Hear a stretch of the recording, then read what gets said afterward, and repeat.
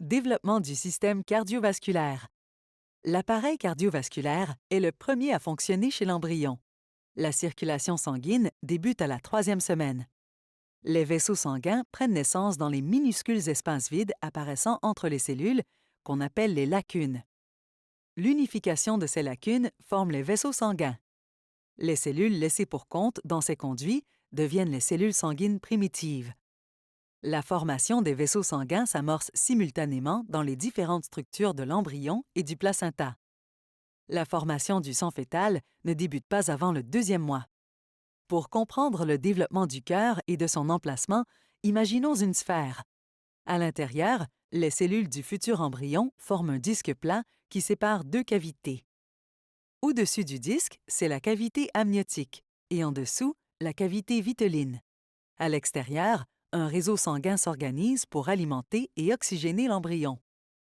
À ce stade-ci, les cellules programmées pour la formation du cœur se retrouvent dans la zone cardiaque située à une extrémité du disque, devant la tête, le cerveau et les autres structures.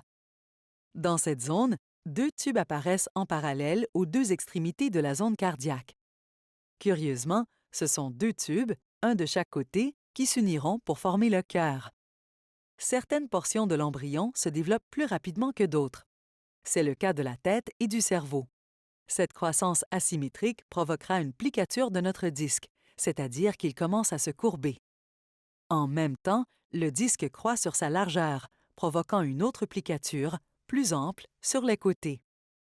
Cela pourrait ressembler aux ailes d'un oiseau se repliant sur son ventre. Le repli de ces ailes place maintenant côte à côte les deux tubes parallèles. À la troisième semaine, ces tubes se fusionnent partiellement sur leur partie centrale. Pendant la quatrième semaine, le tube unique nouvellement formé s'allonge et se développe de façon inégale, s'élargissant à certains endroits et se resserrant à d'autres. Sa croissance étant rapide et l'espace disponible étant restreint, le tube est ainsi forcé de se replier sur lui-même par la droite, formant un U. Puis, il se prolonge en formant un S. De cette manière, ce qui deviendra les oreillettes et le sinus veineux est maintenant positionné derrière les futurs ventricules et le bulbe artériel. Pendant que le repli latéral du disque embryonnaire s'effectue pour permettre la fusion des tubes cardiaques, la croissance de la tête amène une flexion qui déplace la zone cardiaque. Celle-ci est ainsi repoussée sous l'embryon et le cœur est maintenant placé dans ce qui deviendra éventuellement la cage thoracique.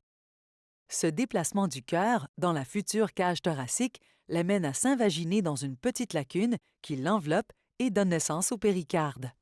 Allez sur icardio.ca pour découvrir une multitude d'informations au sujet de la santé cardiaque.